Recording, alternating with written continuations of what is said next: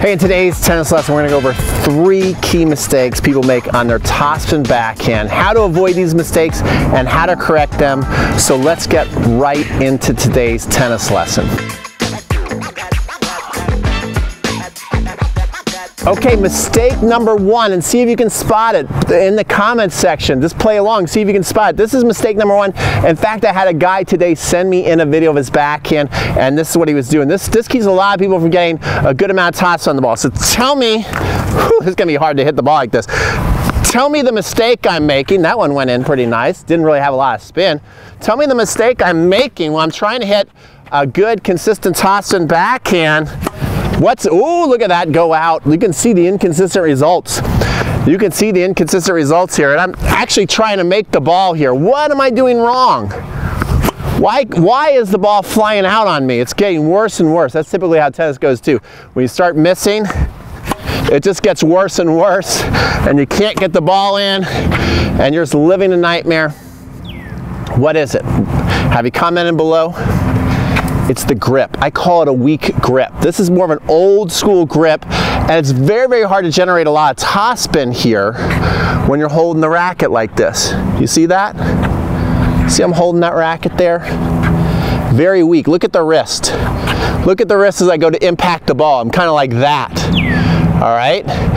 Very hard to be consistent in topspin. So when I make contact with the ball, I want to be in what I call the motorcycle grip. Look at that. Look how that looks much more strong as you're hitting. You don't feel like you're making a fist as you're coming up to contact.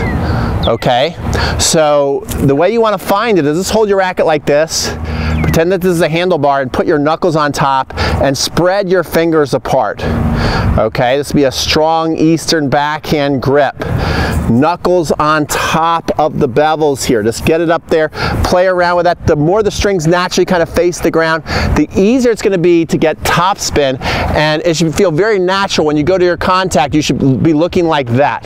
So I'm just going to give you a drill so you can kind of get used to this feeling. Okay, so the first drill we're going to do is we're just going to use this fence. The fence can be used for so many great drills, and you want that contact well out in front if you can, out in front of that foot, right there, and you want to feel that right there. So you can just practice doing some swings and feel your knuckle basically going right into the fence. And you could just do that. That's how you want to hit the ball right there. Another thing you could start to do, just so you kind of start to feel how you can roll the ball, is you can get it right there. You want to feel strong, and you want to be brushing the ball up and down, and then you can go like that, and then the ball should go up and back. So you could feel that strength. You could feel that good out in front contact. Just rolling, you should feel nice and strong and powerful, up and through. So after you do that a little bit, then we're gonna come back and we're gonna hit some balls. Okay, so at this point, I don't want you trying to hit the ball very hard. What we wanna do is we wanna find that out in front contact and that taking our fist or knuckles up to contact. So we don't really want much of a follow through, and we just want to feel that contact there. We don't even want a big backswing. We want to feel that when we hit, we have our knuckles facing the ball. Try and stop almost on contact here as you hit the ball. And when you do it right, you're going to see the ball actually has a nice amount of topspin on it. And so you just do that over and over again until it starts to feel good and natural. We'll show you a couple from the side, and then we'll go on to the next thing. So again, we just want to hit it out here. We don't really want a big backswing, and we want to feel that ball rolling. You're trying to make a knuckle on contact, and all those balls are going over pretty nicely. All right, let's get to the second mistake keeping you back from a nice topspin backhand. Hey, B2, before we get in this mistake number 2, let's tell them to like this video. So B2 says to like this video. It doesn't seem like he is saying that, but he's actually saying that right now. He's talking to me telepathically. And he's also saying, go to the 7-day backhand challenge, because that's where we're starting up next. So if you really want to improve your backhand or topspin, your power, your slice, go to the 7-day backhand challenge website right now and sign up, because we're going to be starting in May. So get your early seat, and let's get to our next tip. Okay, so the second common topspin backhand mistake I see is this. Again, comment below, see if you can spot it. See if you can spot it. I'm right here, I'm going to hit, and you can get some topspin and you get some power, but it's pretty tough. Are you spotting anything here? I'm gonna do it one more time. See if you can, oh, that one took off on me. See if you can spot it. Oh, that took off again. What's going on? What's wrong? All right, here's the answer. So many recreational players, when they go to bring their racket back on a backhand, they keep the racket here. This is as far as it goes back. And then they go forward. And they have a tough time getting power, getting spin, swinging freely. So if you watch the pros, which is kind of interesting, their racket on a one-hander actually faces towards the back fence. We just interviewed Pablo Cuervas last night, and the thumbnail that I had, he was getting ready for the backhand, and he's right here. He's in this preparation. Take a look at that, right there. Now, having the right grip, having that motorcycle grip, will kind of start to get you there easier. If you have a weak grip, then you're going to be more natural to being like this. But you want to get comfortable like that. By doing that, by getting that racket butt to point that way, pretend you got a laser on your racket butt and you want to point to the side fence, now you can get more topspin, you can swing more freely, you can get a lot more racket head speed, a lot more rotation on the ball. So I'm going to give you a drill to do that, and then we're going to practice hitting some balls and see what it looks like. So what I want you to do is, first, let's just do it the wrong way. Point your racket and put it back to the fence like this, with the tip pointing against the fence, and then practice some shadow swings and see that you're pretty limited in what you can do. You pretty much have to push it through. Not to say that never hit a ball like this. It's okay to sometimes just come from there to there, especially if you want to take a lot of their pace. That's fine. Sometimes you're gonna have to do that. But if you really want to unload on a backhand, you want to do more what the pros are doing. So now what I want you to do is, with your non-dominant hand, I want you to push it against the fence. This is where you want your racket to go back to. So you really want to get good at feeling your non-dominant hand kind of guides you back. They'll help you stay more relaxed. Now once you get it there, give a little bit of space between you and the fence, your right, the racket handle on your fence, so you can feel that, and now push against the fence there, and now from there kind of do like a little bit of a circle drop. See that? So you're up here and you're pushing against the fence, and then you're going to do a circle drop and go. That's how you're going to get the topspin out. So you're up here, the racket tip is up, it's pushing against the fence, and then you're going to drop and roll. And do that a good 20, 30 times. Okay? One more. Boom. Okay. Now once you feel that, let's go back up to the court and we do some drop hits to ourselves. Or you can use a ball machine, or you can have a coach feed you out of the hand or out of the basket.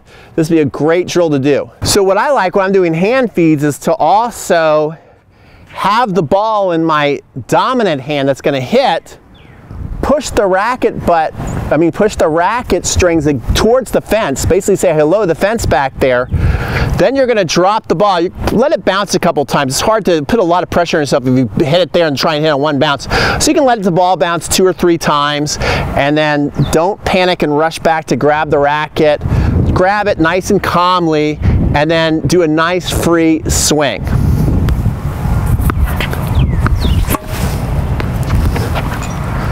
Let's do that again. Right here.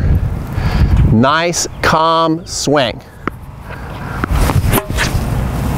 See how that ball drops in? All right, we're going to go to our third thing that's holding you back. The third common mistake I see on one-handers and how to fix it. Okay, you're almost done my exam here on the one-hander. Lucky for you, it's probably one of the easier exams you've taken, right, in your life. So here's the third mistake. See if you can spot it, comment on the video. What's going on here? What am I doing wrong? This is something very common. Again, I see lots on the recreational court. Right? See that? What are you seeing? What are you seeing?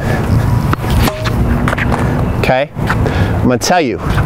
Number one, we're actually using our hands too much, right? And then we're stopping too soon, and our elbows bent there after we're done. We're not extending out. If you watch the one-handers, the really beautiful one-handers, they swing and they just keep that arm going for miles. It straightens out.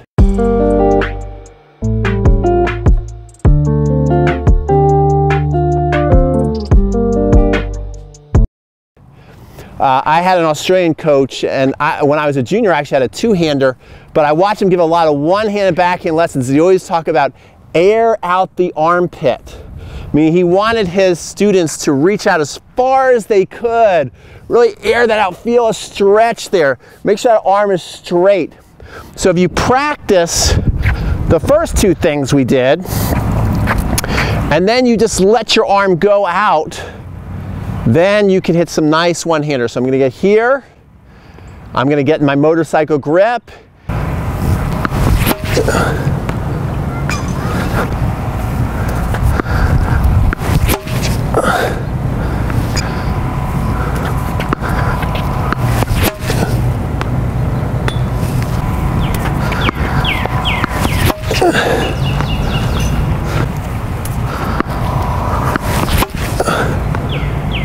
Okay, so we're going to review here for a second, but remember, if you really want to get your backhand to the next level, we're getting ready to start a free 7-day backhand challenge. Go to 7daybachandchallenge.com to sign up.